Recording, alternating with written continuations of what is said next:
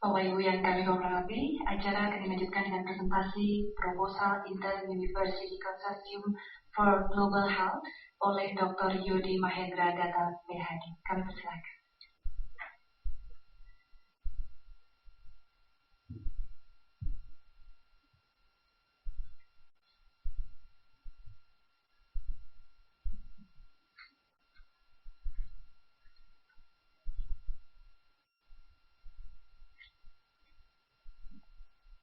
Assalamualaikum warahmatullahi wabarakatuh. Yang kami hormati Pak Heru, yang kami hormati Direktur dan Deputi Direktur Skamorek, para pimpinan universitas yang tergabung dalam konsorsium, dan para penyandang. Dalam kesempatan ini kami ingin memaparkan proposal yang telah kami kembangkan secara bersama-sama dengan konsorsium. Seperti yang Bapak Ibu bisa lihat di depan, bidang yang akan kita ambil atau kita angkat adalah kesehatan global atau global health. Sehingga kami di sini ingin mengawali dengan memberikan sedikit pandangan mengenai apa yang kami pahami sebagai ruang lingkup dari kesehatan global itu sendiri. Nah, ini untuk mengawali adalah definisi apa yang dimaksud dengan global health yang cukup lama dan sudah sering dikutip banyak dikutip dalam berbagai referensi. Dari dalam definisi yang dikembangkan oleh Institute of Medicine ini disebut digarisbawahi bahwa yang disebut dengan global health adalah masalah-masalah kesehatan yang lintas batas negara dan bisa dipengaruhi oleh faktor-faktor di negara lain dan konsekuensinya pun bisa berimbas ke negara-negara lain, dan untuk mengatasinya diperlukan solusi kerjasama antar negara.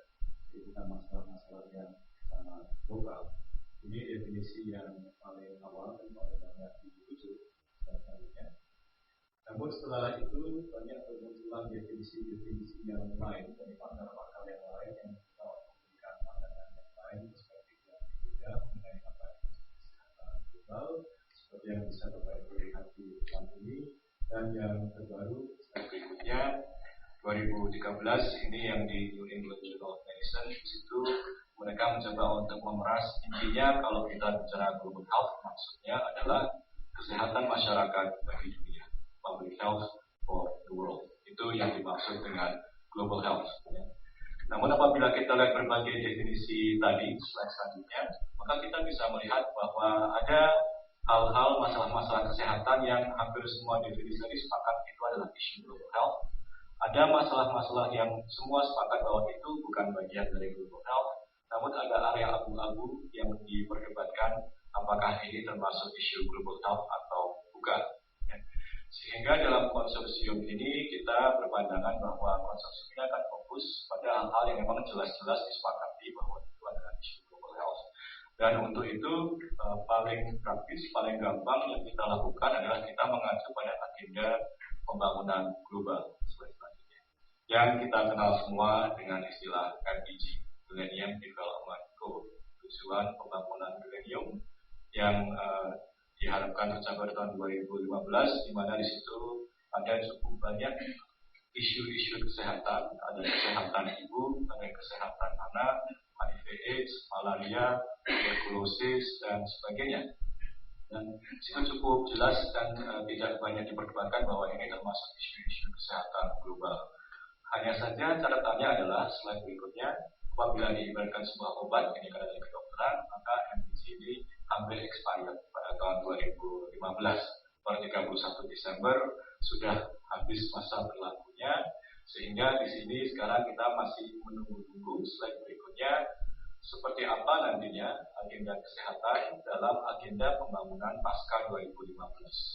Dan untuk itu kami sangat menanti-nanti keynote speech dari UKP 4, karena dari kita nanti akan bisa mendengarkan yang sekarang sudah berproses rekomendasi-rekomendasi dari Pak SBY untuk PBB untuk agenda ini, dan seperti apa isu-isu kesehatan yang sekarang dimunculkan, yang akan dimunculkan di situ. Itu yang kita nanti untuk dapat kita adop sebagai agenda dari konsorsium ini. Slide selanjutnya. Nah, lepas dari agenda yang sedang berproses, kita melihat bahwa sejak MDG itu diformulasikan, memang banyak sekali isu-isu kesehatan global yang berkembang. dan memang belum masuk di MDG sebelumnya. Mulai dari penyakit tidak menular yang jelas-jelas di Indonesia sudah semakin banyak diabetes, penyakit jantung, kanker, penyakit respirasi kronis dan sebagainya yang sama sekali tidak disentuh dalam MDG. Kemudian ada climate change, isu perubahan iklim bagi kesehatan juga semakin jelas. Akhir ini emerging disease, penyakit-penyakit baru, hampir setiap bulan kita mendengar ada penyakit baru di media massa, KLB, outbreak, ada flu, ada flu babi dan sebagainya, dan masih banyak lagi termasuk yang sekarang kita baru ramai diskusikan di Indonesia, universal coverage, jaminan kesehatan semesta, dan masih banyak lagi, sehingga banyak isu-isu di domain kesehatan global yang bisa diadres oleh konsorsium ini.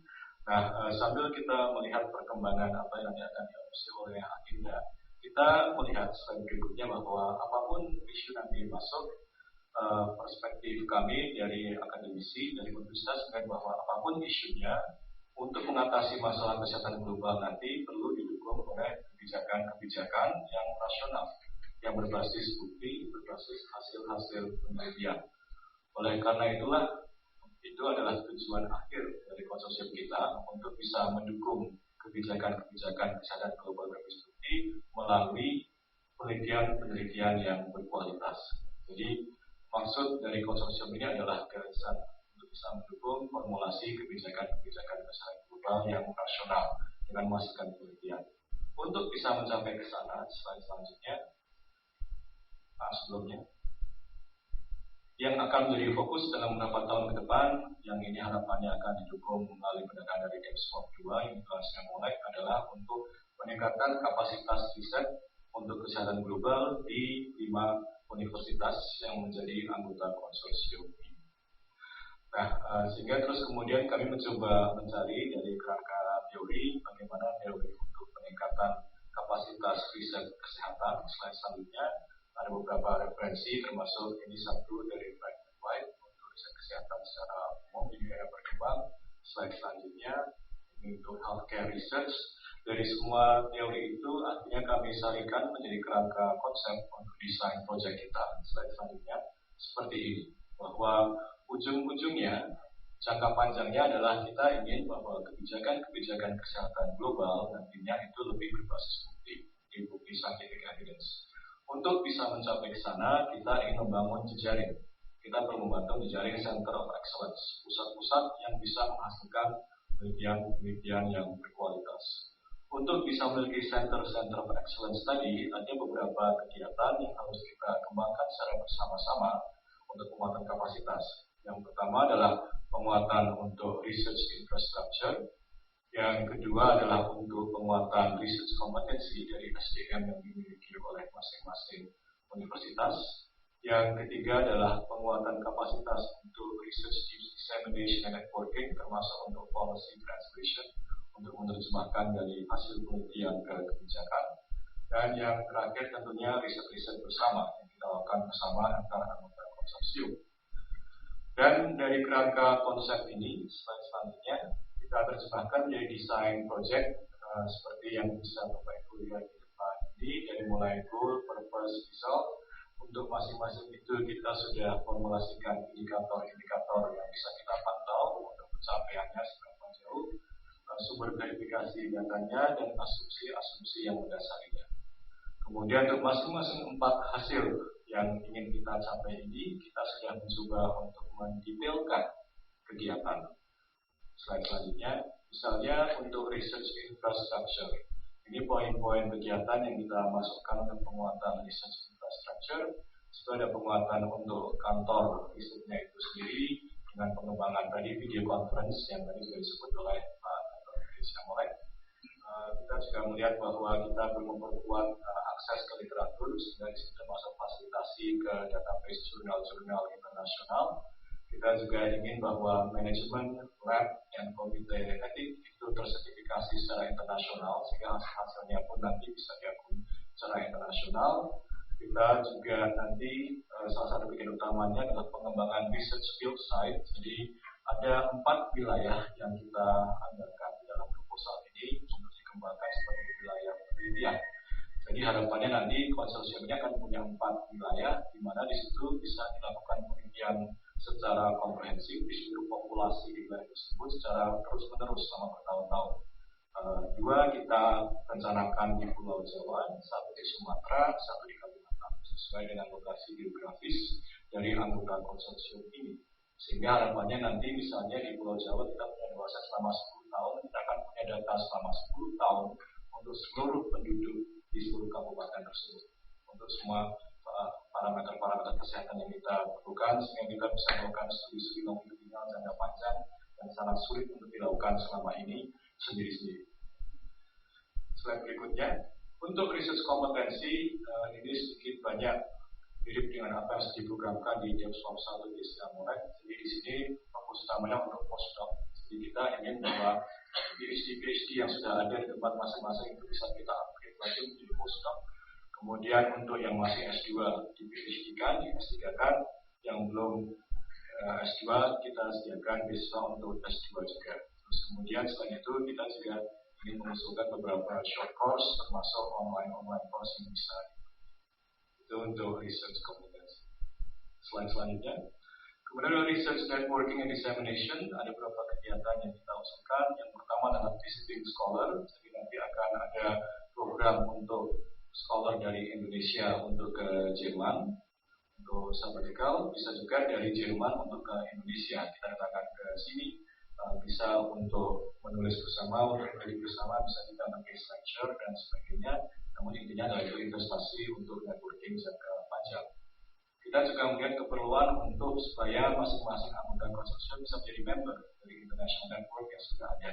Karena banyak sekali international network dan itu memerlukan resources juga supaya kita bisa aktif partisipasi, sehingga kita fasilitasi dari sini juga.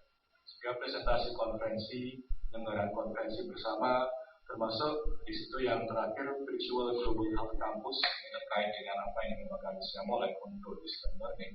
Jadi kita inginnya nanti juga modul-modul yang kita kembangkan itu bisa kita offer dalam semacam virtual global health campus yang bisa diakses pada awalnya mungkin Indonesia, kemudian bisa ke Asia Tenggara. Itu jangka panjangnya.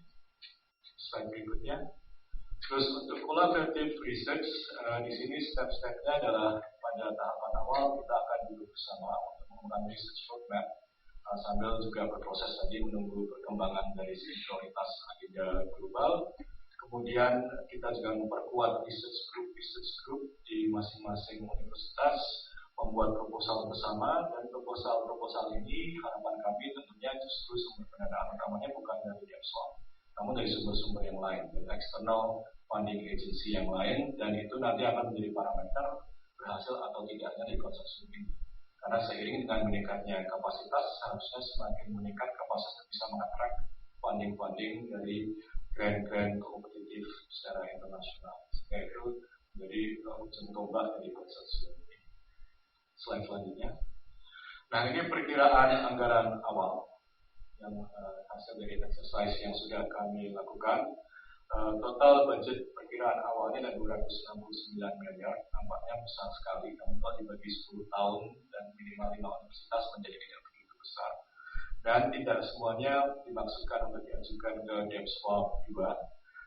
Di sini tadi kami juga mendapat informasi bahwa ada kemungkinan komponen research kompetensi bisa beralih ke DevSwap 1, misalnya tadi sebagai Pak Gatot, sehingga nanti mungkin bisa di-shift. Namun setidaknya itu adalah besarnya, nanti tinggal kita potong mana yang nanti memang bisa kita ajukan ke DevSwap 2, mana yang DevSwap 1, mana sumber-sumber dana yang lain. Kalau melihat dari segi proporsinya, kita bisa melihat bahwa paling besar di sini adalah untuk research kompetensi, memang jadi investasi untuk SDM kita, baik postdoc, PhD, master, dan sebagainya. Baru kemudian infrastructure dan yang lain-lain. Itu secara total dalam 10 tahun. Slide berikutnya. Ini breakdown dari tahun ke tahun, dan situ yang biru adalah keseluruhan anggaran, yang merah adalah yang kita harapkan di DevSwap 2. Jadi setiap tahun harapannya ada sumber-sumber eksternal lain yang bisa kita manfaatkan untuk bisa mendanai kegiatan-kegiatan dari konsorsium. Selanjutnya, nah, kita berharap kegiatan ini bisa berjalan secara efisien. Oleh karena itu kita juga sudah merancang struktur organisasi dari konsorsium sedemikian rupa. Jadi Di atas kita akan memiliki Governing Council. Governing Council itu terdiri dari perwakilan representatif dari masing-masing university yang menjadi member konsorsium, termasuk koordinator mitra yang dari Jerman. Governing Council di situ tugasnya adalah untuk membuat keputusan-keputusan strategik yang jangka panjang. Dalam melakukan tugasnya, Governing Council ini akan dibantu oleh Independent Advisory Board yang terdiri dari expert-expert yang tidak terafiliasi dengan satupun institusi yang dalam konsorsium, sehingga bisa memberikan masukan yang independen, yang saintifik dan objektif untuk memberikan rekomendasi ke Governing Council. Governing Council memutuskan dan kemudian memberikan mandat pada Executive Council untuk mengeksekusi keputusan-keputusan Governing Council, mengkoordinasikan tentang kegiatan-kegiatan dari konsorsium. Executive Council kemudian mengkoordinasi 4 work package, masing-masing work package di situ sesuai dengan kegiatan-kegiatan yang kita masukkan di depan. Jadi ada work package, ada satu kelompok yang fokusnya pada research infrastructure, ada satu kelompok yang fokusnya pada research skill building, ada satu kelompok yang fokusnya pada research dissemination and working, dan ada satu kelompok yang fokusnya pada collaborative research. Untuk masing-masing work package-nya ada work package koordinator yang akan duduk di Executive Council. Ada satu chair dari Executive Council-nya didukung oleh satu project management unit.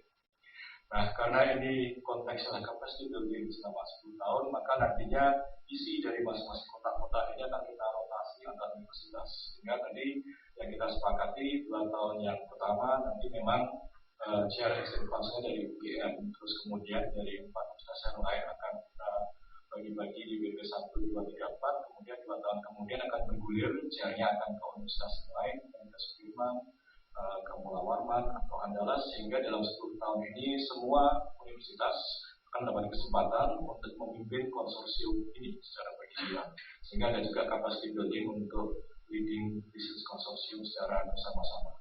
Itu yang kita harapkan, struktur ini yang kita harapkan bisa membawa dari kendaraan kita untuk menjalankan kegiatan-kegiatan tadi.